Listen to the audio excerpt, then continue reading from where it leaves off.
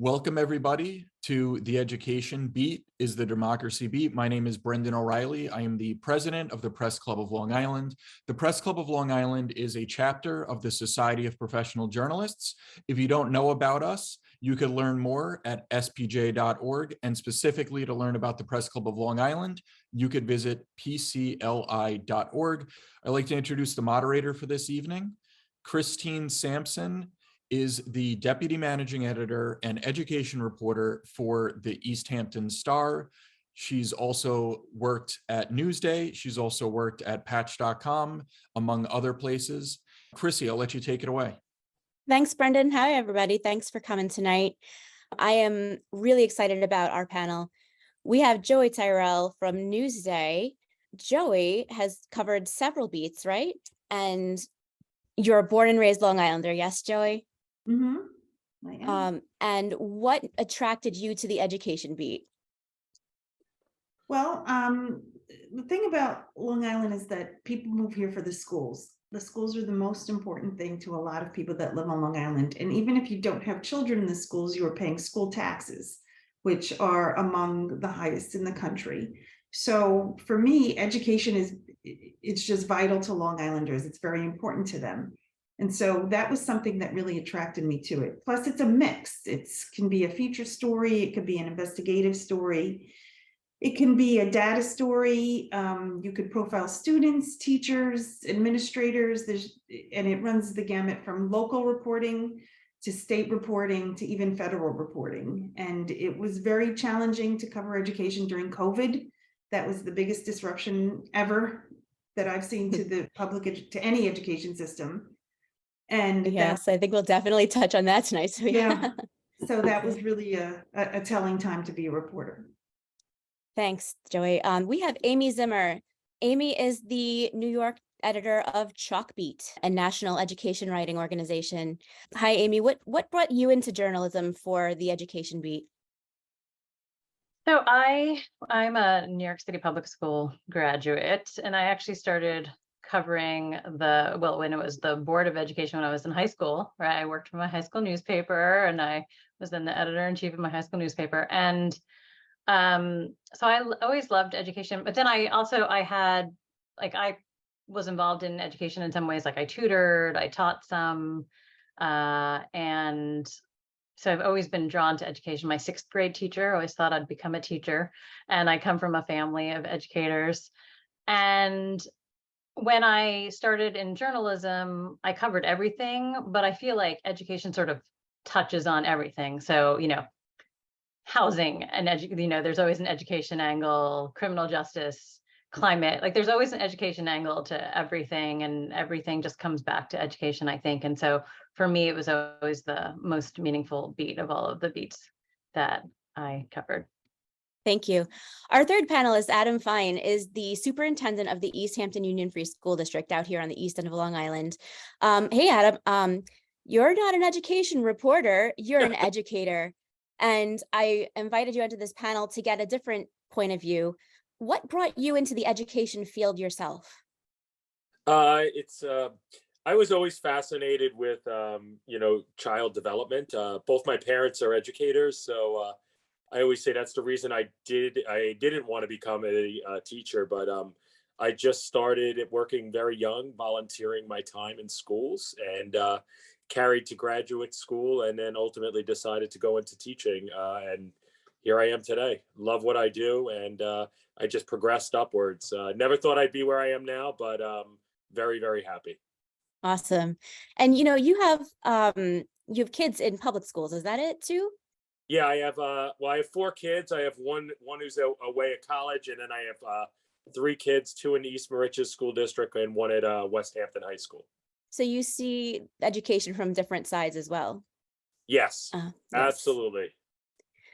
So I want to start out with putting this event in context, the big picture take on the importance of education beat reporting in the media. We're in a rather, there are a lot of controversies out there right now, from book banning to the teaching of history and race relations to gender identity, sexuality.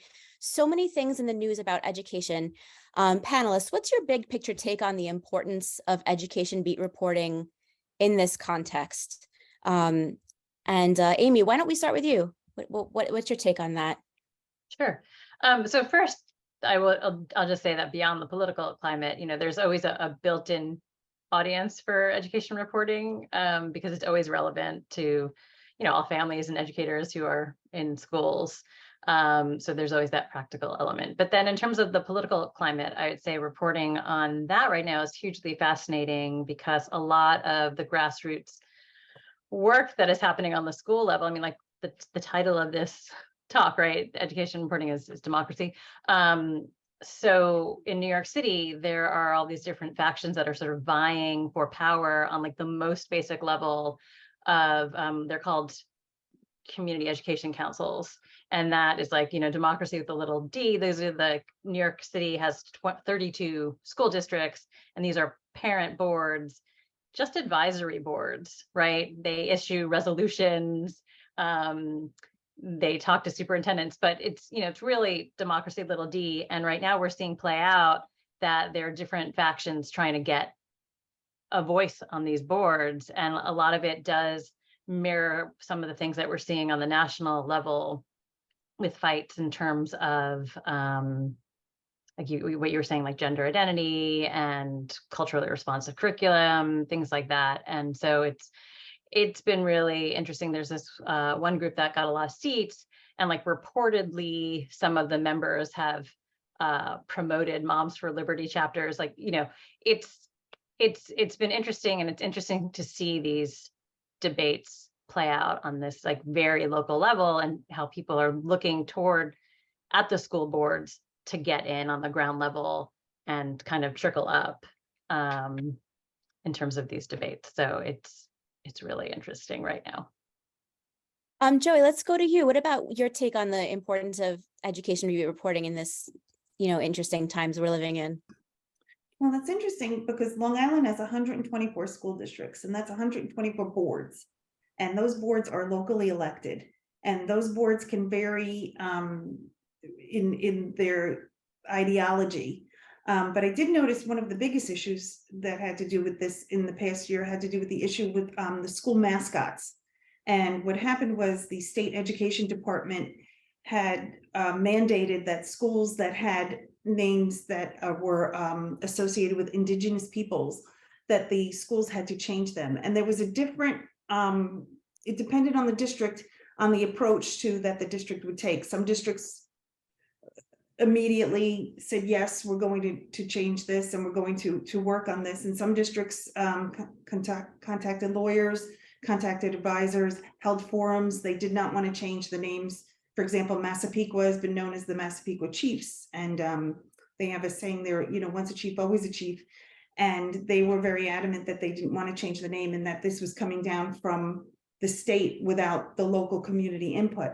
So going back to your first point, is that there is a lot of local community input, because these boards are elected from the community. You have to be a resident to be on these boards, and they're very reflective of the communities that they serve. Right. Adam, what about you? What's your take on this question? I mean, for us on the East End, and which is really distinctly different than I would say most of Long Island, our relationship with the press is much different. You'll find on our papers, and Chrissy can vouch for it. There's literally weekly, daily reports on the schools. It's an intimate relationship. A school, I would say school news ends up on the front page, maybe 8 out of 10 times, or 10 reports. So for us, it's essential to develop a relationship with the community, especially when it comes with the papers, and then in hopes to continue to engage the community. One of the things we've done at our district is really, kind of supported and facilitated our community outreach, and some of the parts of that are really tied to our relationship with the press, and inviting them in and doing stories, whether they are controversial or not controversial.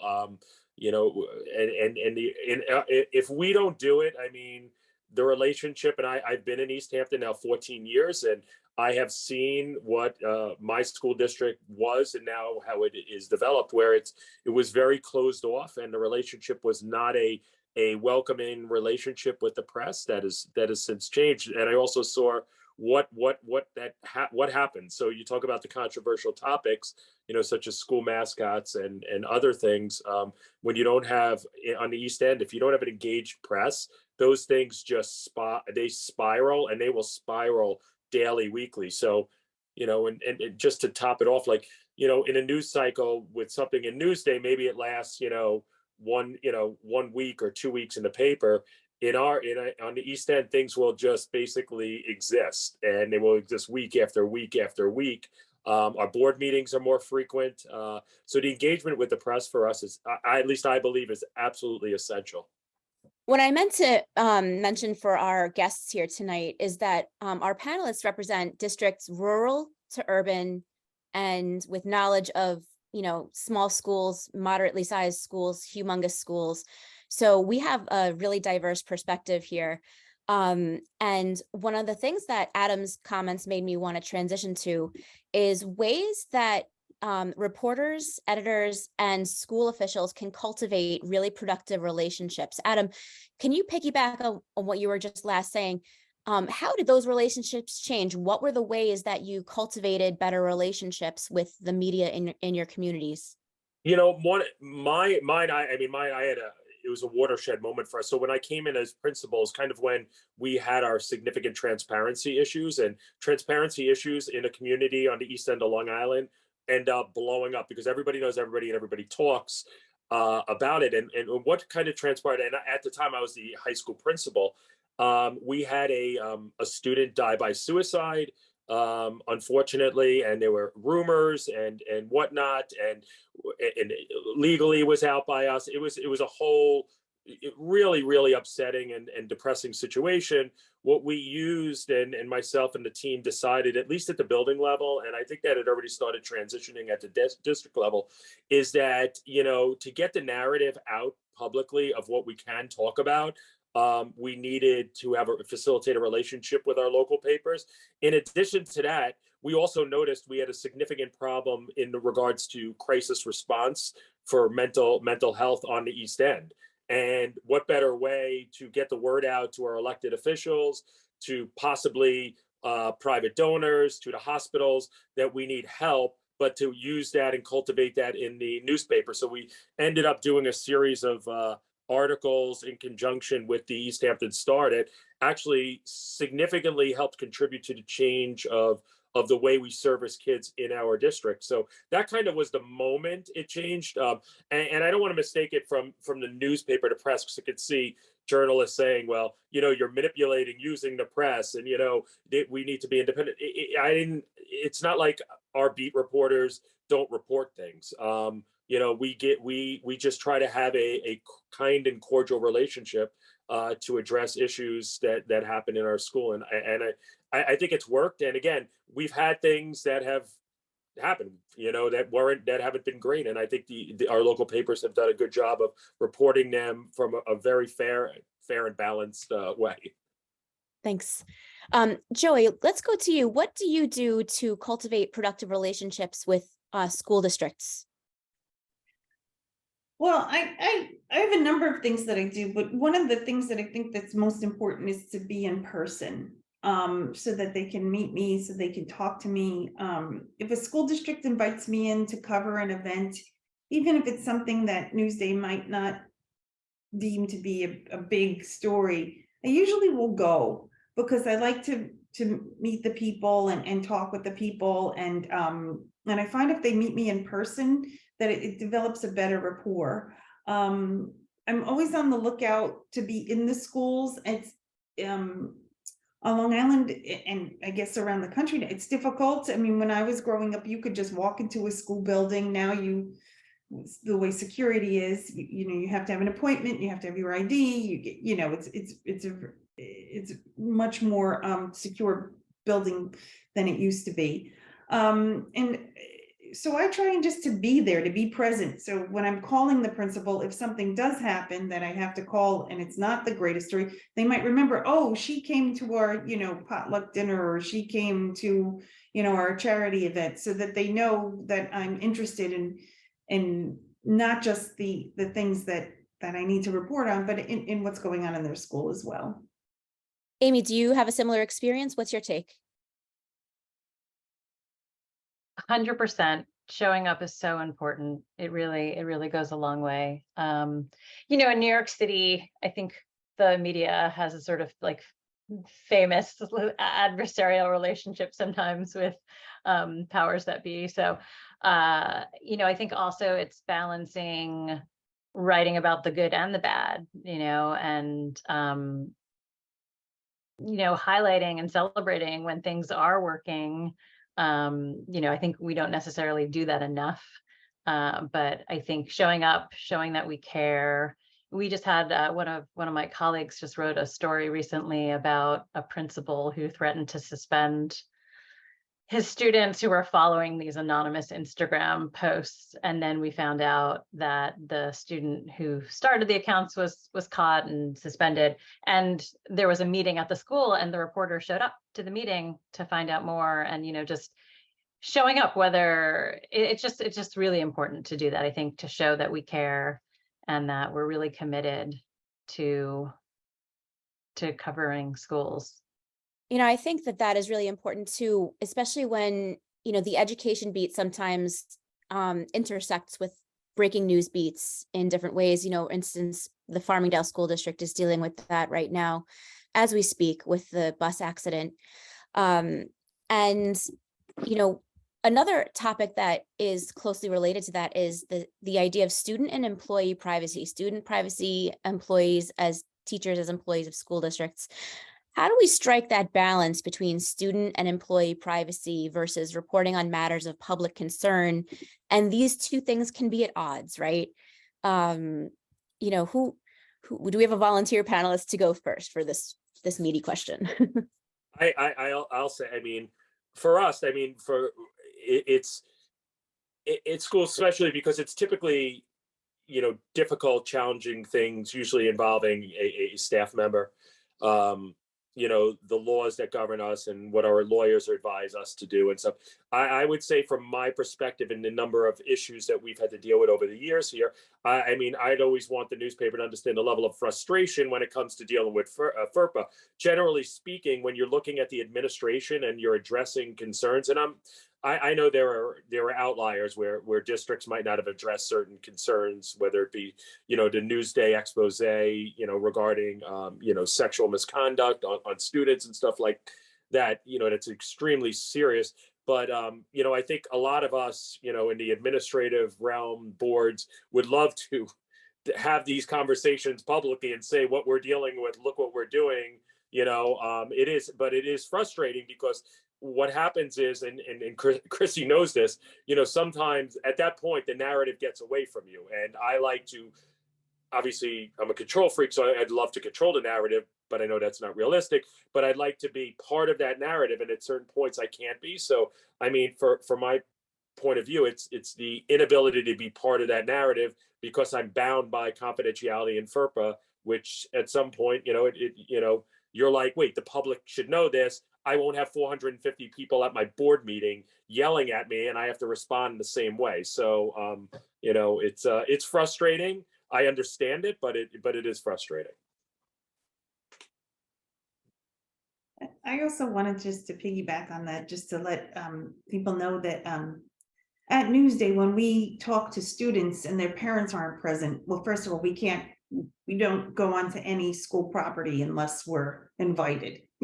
But sometimes, we have reporters who do stand across the street. But Newsday has a policy that if I interview a minor who's under the age of 18, we have to get permission from their parents to publish their names and their quotes. So sometimes I'll interview a student about something and they'll say they're 16, and I'll say, well, you have to, luckily they all have their phones. So I say, you have to call your mother or your father and or your guardian and make sure that it's okay. And they will, and then I get on the phone with them, or or they'll text me later and I'll get a number of their parents later. But so that is, when we're talking about student privacy, that is something that I think Newsday takes very seriously. I also think that I wrote a story with my colleague Jim Baumbach earlier this year about a student that was involved in a disciplinary matter in the Great Neck School District. And we didn't name the student. He was underage. We had permission from his father to name him, but we didn't name him. He was a minor and he was caught up in something, and Newsday made the decision not to name him because he's a minor. So there are protections that Newsday has for people who are under the age of 18. Joy, may I share that link in the chat? Sure. Is that the one that you shared with me? Yes. Yes, okay. I'm just going to drop that link in the chat for everybody to see. And we'll move on to Amy. Amy, what is your take on this topic?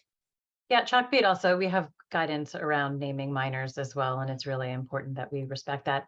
And I will say, like the other, so that story that I mentioned about the Instagram accounts, you know, we can run full names of teenagers without parent permission if it's like not a controversial topic.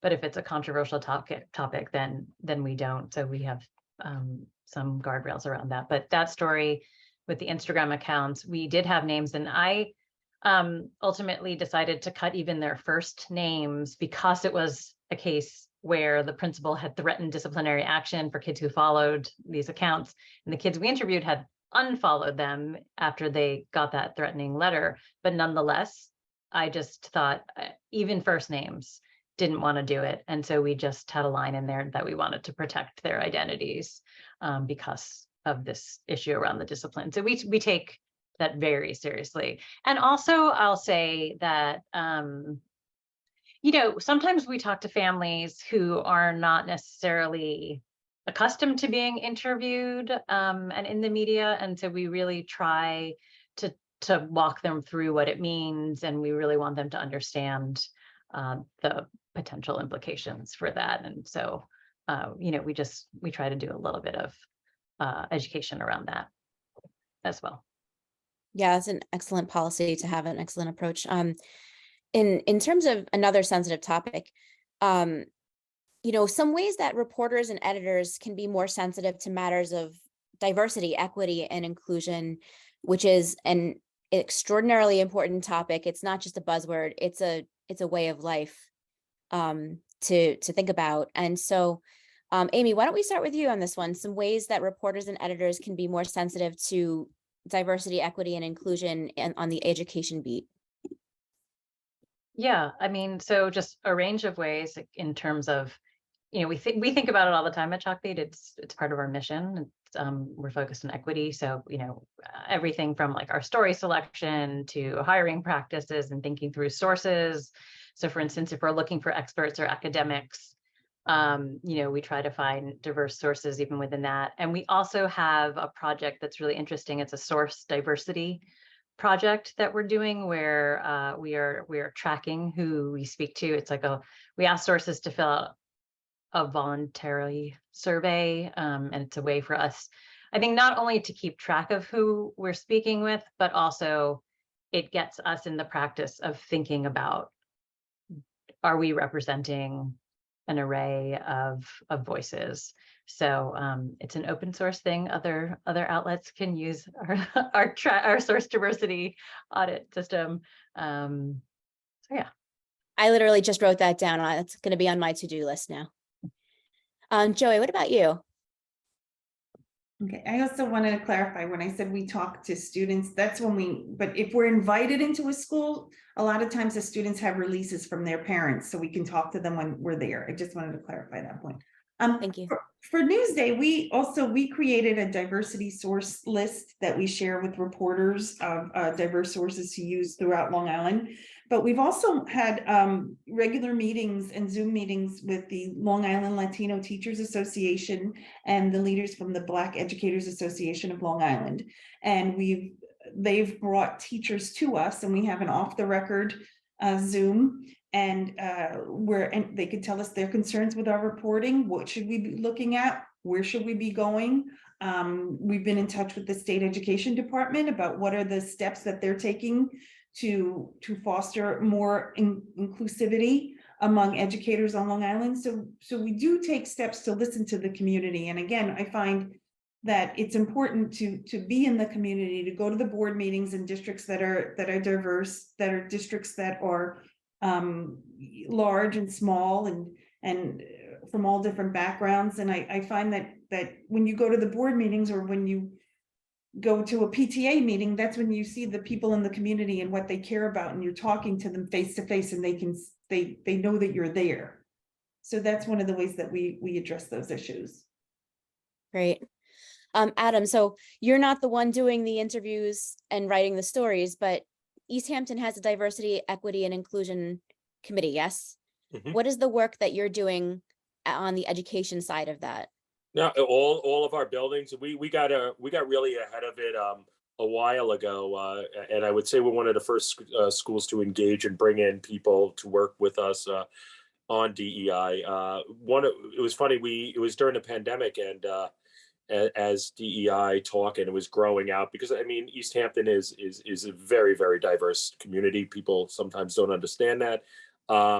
We had two Caucasian students come on a Zoom meeting and basically tell the board, myself at the time, I think I was still principal, that our children of color in our schools don't see teachers of color all the way through, and that we needed to do a better job of finding teachers who represent the student body. And from that point on, I had moved up at that time to assistant soup. We had brought in DEI, really listened to what our kids said. DEI with our committees has been great. It's been running into buildings. Our issue has always been our recruitment of teachers.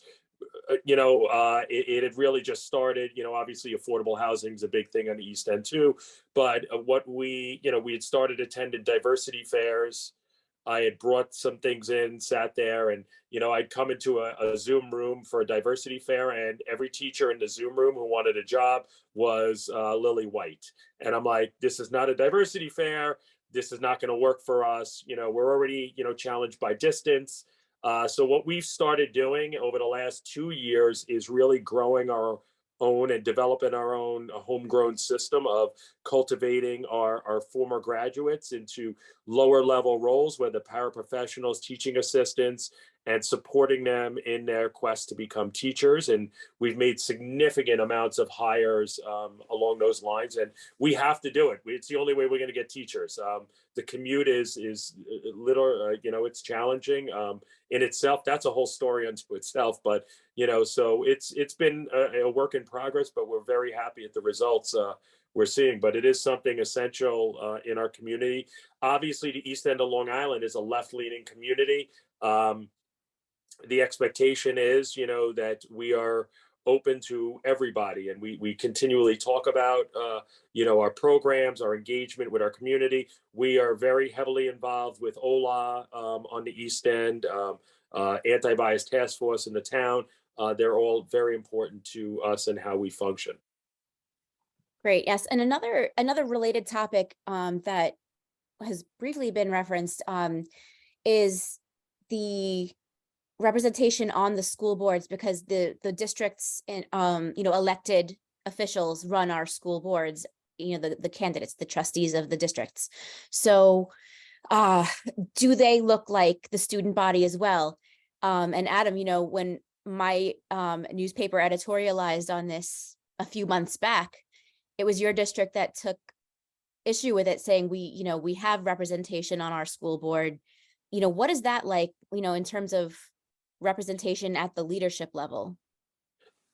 It's not where I think the board wants it to be. I think the board really would like to see, we have one African American board member when our school district is approximately 55 to 60% Latino. So I think there's been an effort behind the scenes to get a Latino board member on our board. We've not been successful. We've tried to, I don't go out and recruit board members. I don't do that. But board members do, and board members engage the community. When they see somebody who wants to exhibit some level of leadership of the district. But I think for us, I mean, for me as superintendent, I would love that. I mean, it's, and also just in an effort to be completely honest, at times we have trouble even finding anybody to run for the board. There's not, they're usually not very contested elections, and I have some very experienced board members who would like to leave the board at some point, but there's we're hoping that younger community steps up in leadership roles on the East End.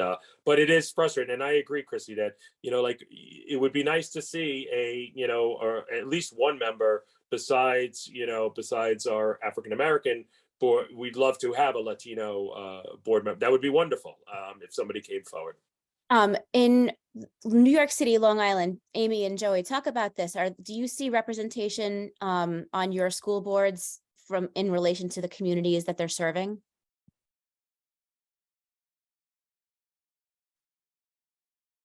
I think on Long Island it's mixed. There's 124 districts, and I just think it depends on the district. Some of the districts have been more proactive in recruiting and having candidates run for election and be successful. But again, it's mixed. Yeah. Yeah, I think it's mixed here too. I mean, the unfortunate thing, so I mentioned those parent community education councils, and only 2% of parents voted. They're voted by families, and just 2% of people voted, which is really unfortunate. And part of it is digital divide, right? You have to vote online, and there's some you need a certain account, and a lot of parents haven't signed up for these accounts, so it's sort of complicated. But yeah, I don't think they're truly representative necessarily, but it depends on each district. I think it really varies. I have a specific question for Amy and Joie, which is, in your time covering education, what has been the greatest lesson that you yourself have learned, maybe about journalism or about the education beat? What have you yourself learned from this topic, from this beat? Well, I guess I think there's a couple of things that I've learned is that when you look at school budgets, it just really is something on how high they can go, and how much it takes to run a school, and how dependent the budgets are year after year on the state budget and what's coming out of Albany, and so that's such a balancing act, and that's really taught me something about how these districts are run. And I think the second thing is just more of a practical thing, is about public records, and how a lot of education data is public record. It's subject to the Freedom of Information requests, and I wasn't an expert prior on FOIL requests, but I am now, and I send out at least 3 to 4 a week. So that's something that was really an education for me. Amy, what about you? That's amazing though, about the public records sending out 3 to 4 a week. I would love to be able to do that. So at Chalkbeat, we do both breaking news and more enterprising work. And, I think just from a process perspective, it's always hard to balance those things. But I would say with more enterprising work, because I come from a background of daily reporting, but just the importance of relationship building and the amount of time it takes to really to build trusted relationships is it's so important and very time consuming, but so we don't want to parachute in and just go in and out. And so it's just been really a great learning experience, just to see when you can develop those relationships, how fruitful they are to telling really deeply reported stories.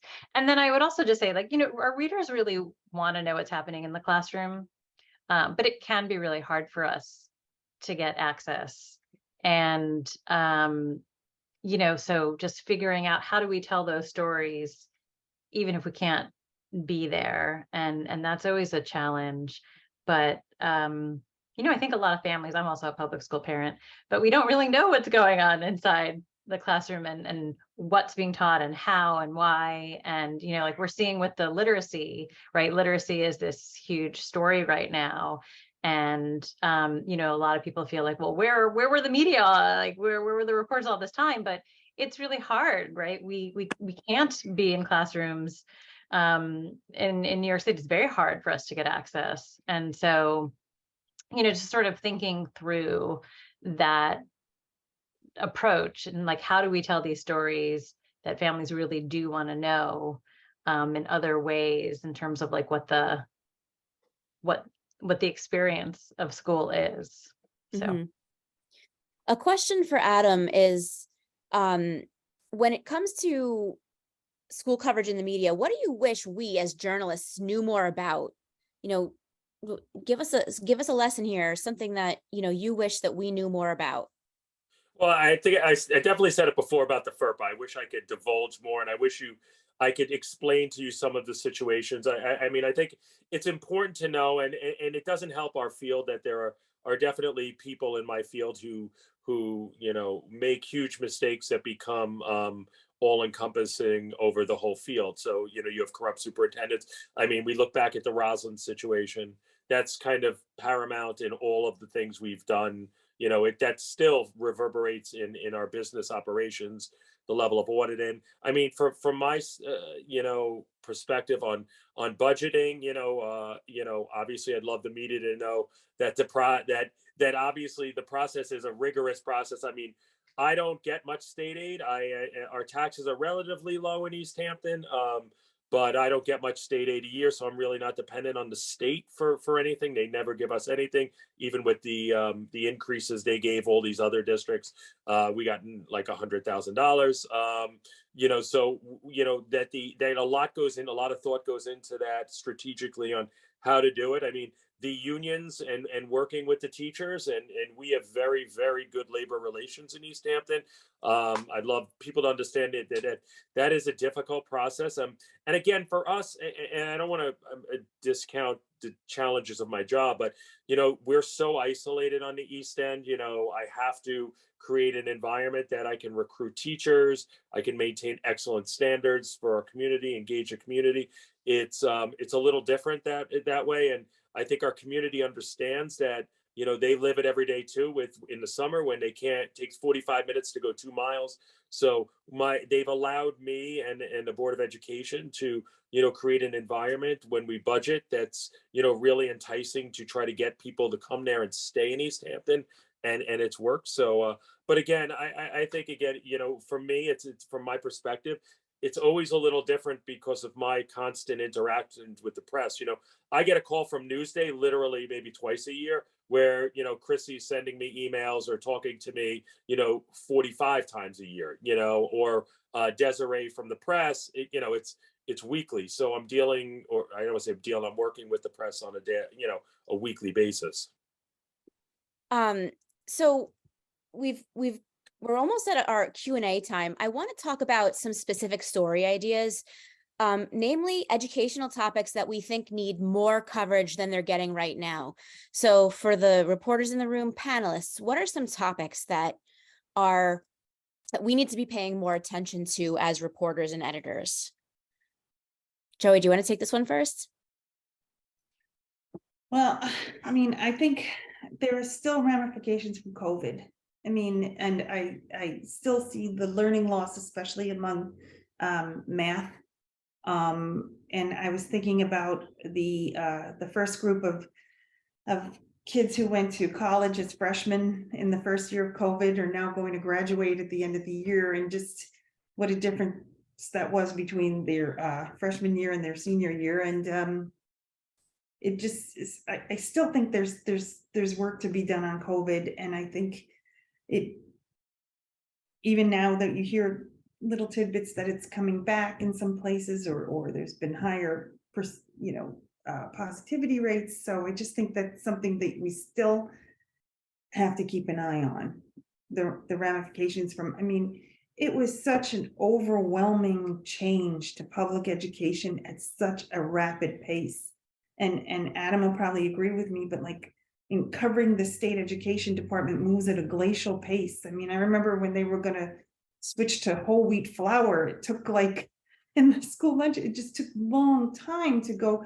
But it changed overnight, you know, in March 2020, everything changed. And I think that there still hasn't been a rectification or rectifying what happened and what everybody went through. We just kind of ended it, and then we just kind of went back to the way we always did, and haven't really acknowledged this huge tsunami of change that children had to go through. I mean, kindergartners who had never been in school were meeting their teachers sometimes for the first time, you know, in first grade. And I just think that we've kind of moved on. Everybody wanted to move on from COVID, and we kind of done that. So, Amy, what about you? What are some topics that we need to look at more? Yeah, just also to piggyback on that, I was talking to an educator once who was saying, like, you know, kids are sort of post-pandemic, administrators are sort of, you know, can be pre-pandemic, and then teachers are caught in the middle. And it's like a really tricky space for everyone, you know, to try to go back to the old rules. Kids are just in such a different place. And, you know, we've heard from a lot of kids who are like, they came back and it's like testing, and, you know, like, it's as if nothing happened, but it did. And then I also talked to a teacher once who was saying that he retired recently, and he was happy to, because he really, during the one positive thing during COVID, he says that like everyone had grace for each other in such a nice way. And then now that was gone, and he really was unhappy about that. But yeah, so I agree, all of the fallout from the pandemic, we all are going to continue covering that academically, emotionally, all of that. And then, like, obviously the funding is a huge thing, right? With this fiscal cliff of the federal funding drying up. Yeah, the Education Writers Association podcast was about that last week. Yeah, that's a great podcast. But yeah, I'm sorry, I cut you off. Continue, please. No, but that's going to be huge when that dries up, because it's going to so many programs in New York City, just propping up budgets for schools that lost enrollment. It's funding social workers. It funds our summer school enrichment program. It's just so much money has entered the system, right, because of that money. And then once it's gone, what's going to happen? How is the state going to help or not? And so there's just so many stories with that. But and then beyond that, I think that more coverage is needed. Just the intersection of you know, food insecurity, housing insecurity in schools. And again, with all of the, like, a lot of this COVID, a lot of these benefits drying up for families. What does that mean? Because schools are the place that kids go to and spend all their time, and where they get their support, and they get their food, and they get their, you know, mental health services, even, right, with social workers and guidance counselors. So, but I just think that, like, these larger community issues and how they intersect with schools, it's just really important. Adam, what do we need to look at as far as educational topics we need to write more about? Well, I won't piggyback on what was just said, because they hit everything out of the park. I think both, you know, both topics, or both, the topic of COVID is out of the park. So I'll deviate a little bit, because it is obviously a crisis. Is the, you know, and we have our own transportation center and our own drivers, but and I'll just say it because it needs to be said, but the absurdity of the governor's timeline to transition to electric buses, it's a hot topic with superintendents right now, and I think school boards too, because the infrastructure isn't there. The cost of the bus is 3 times the amount of a normal bus. You're looking at my own fleet of 35 buses to transition to, by 2027, to an unproven technology, even though we're actually designed for that to transition, is $14 million and to get rid of all my buses. And we're on the east end of Long Island. We don't know if the ranges are right. So the idea right now, and I know this is the case, that our elected officials do not want to, go public and say, we don't want electric buses. I want electric buses. I drive a hybrid.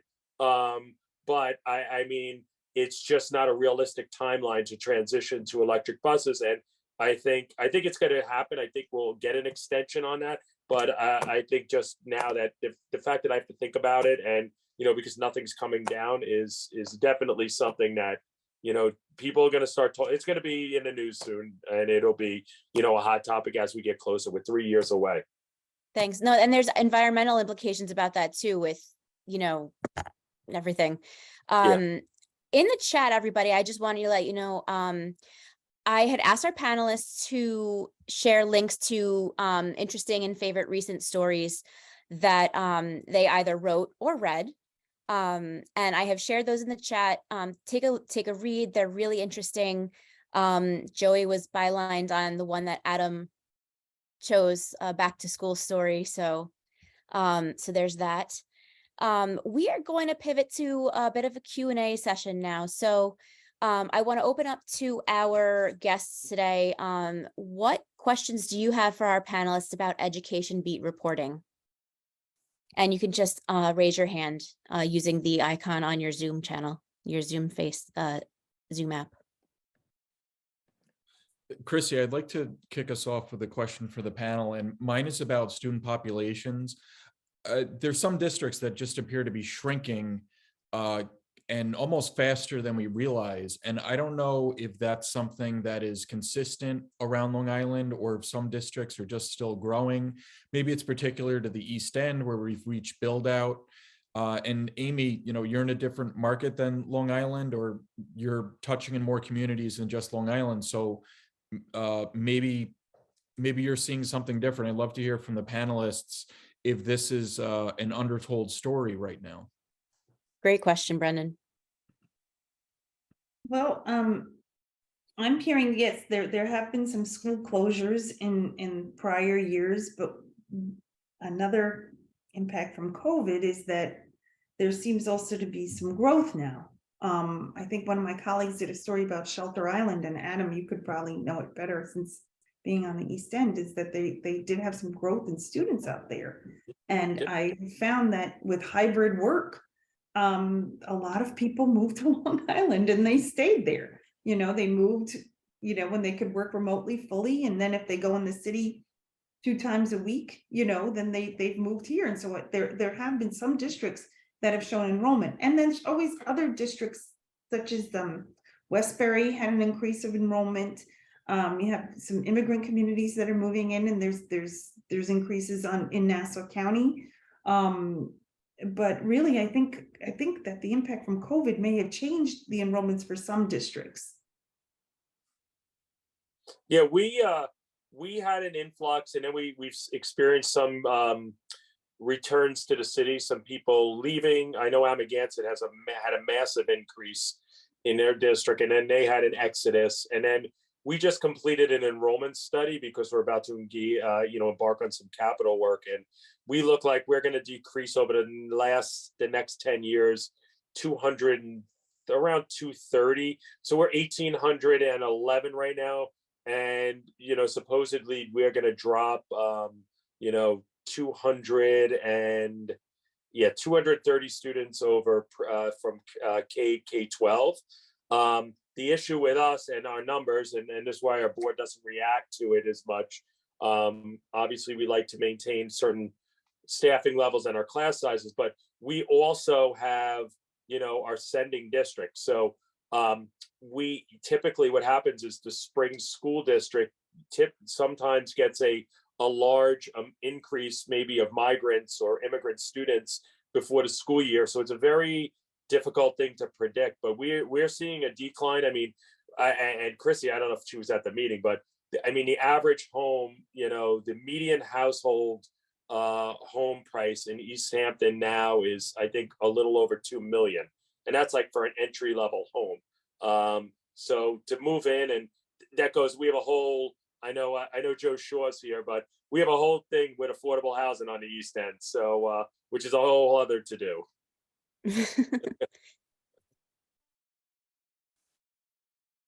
Amy, did you want to have an answer for that Yeah, one? I'll just say, I mean, New York City has seen a tremendous loss of enrollment over the past several years. I mean, more than 100,000 students. Wow. But well over that.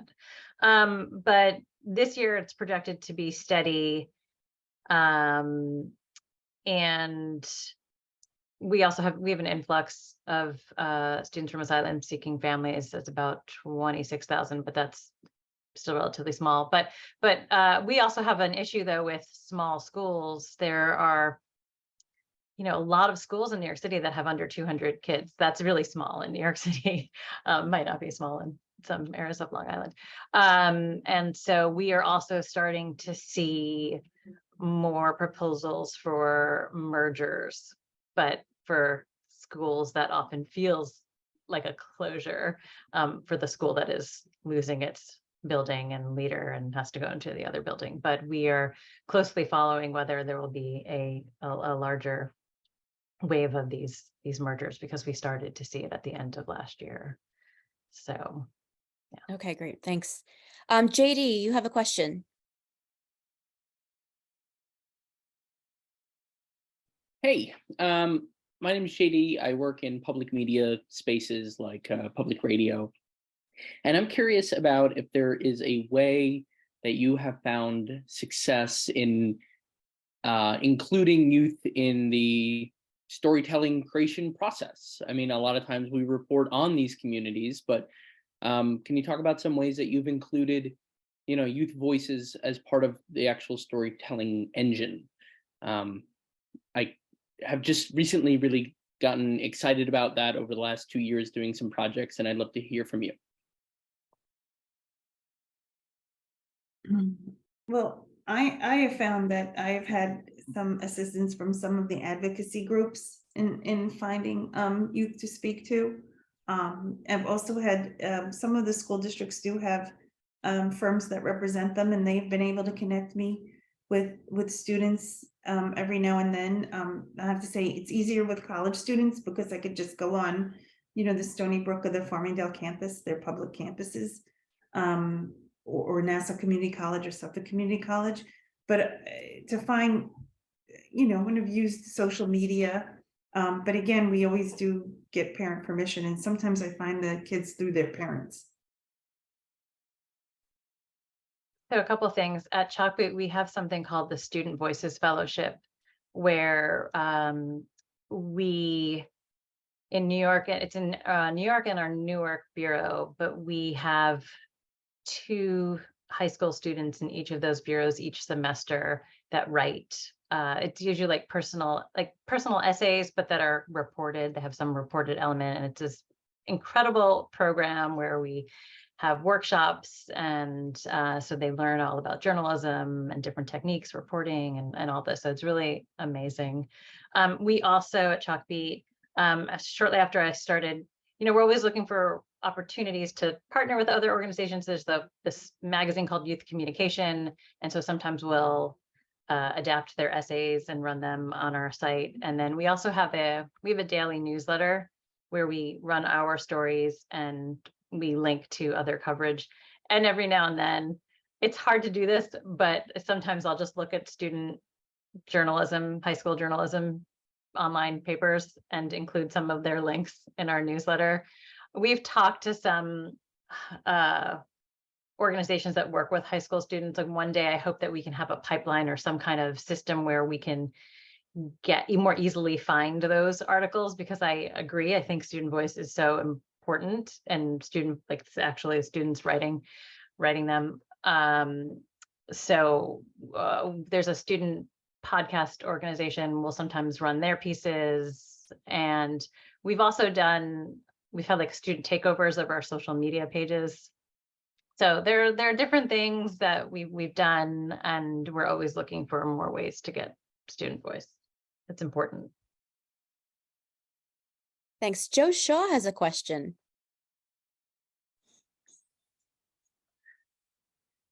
Throwing my picture up there. So Brendan stole my question, and then JD stole my question. But the question I actually had is similar to what JD just asked, but slightly different. I'm curious about the state of journalism in the schools, that whether the school newspapers are still healthy. Are we seeing good journalism in the schools? I know Hampton Bays is doing a program through Stony Brook where they're working on the news literacy angle, which I think is a wonderful thing. And I know that they're trying to get the news literacy program into more high schools.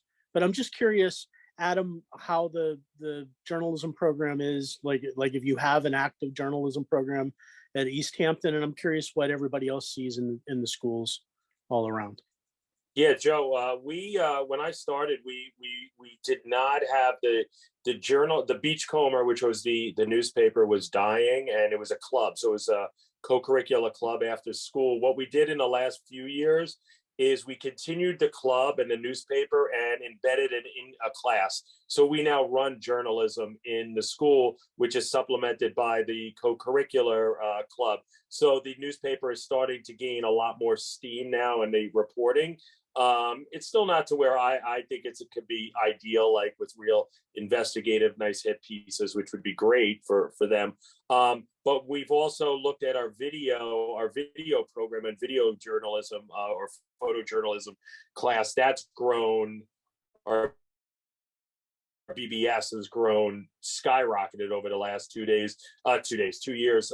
With now we have a video program, which the kids do a news program, about a 12-15 minute news program that's released. I think it's every other week that the kids put together, reporting on happenings in the school, which has been pretty good. But the newspaper, I'd like to see kick up a little bit, a little better, but they're getting their feet under them. And the classes, we actually switched over teachers too. That really helped. You really have to, and I mean, I know I'm preaching to the choir, but the teacher really drives that. If you really get a strong teacher with a journalism background, that really helps.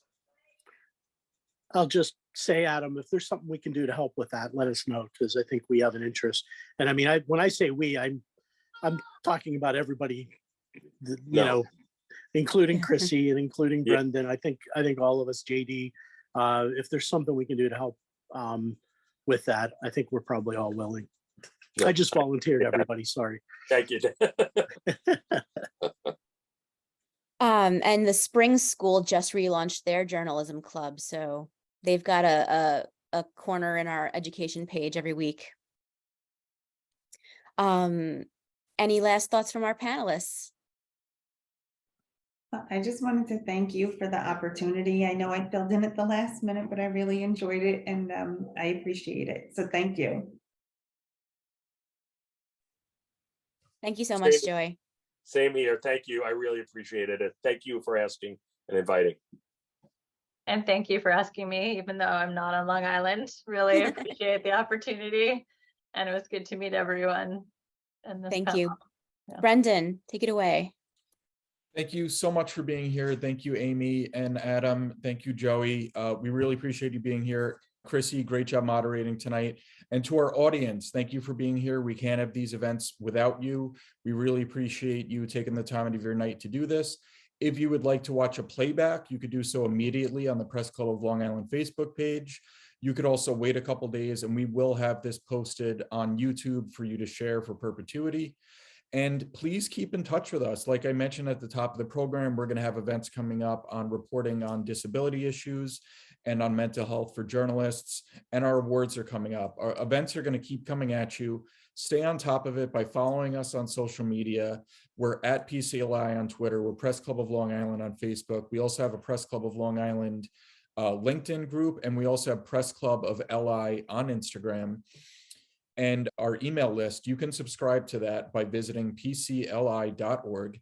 If you would like to become a member of SPJ, visit spj.org, follow the process to join, and when they ask you to designate your chapter, choose Press Club of Long Island. There is no additional fee to be a Press Club of Long Island member once you are a member of SPJ. And at the end of this month, SPJ has its annual national conference in Las Vegas, and there's still time to sign up. If you want to go stay at Planet Hollywood for a journalism conference at the end of this month, September 2023, please sign up. Right. Thank you again, everybody, for being here. And we'll hopefully see you soon. Thank you so much.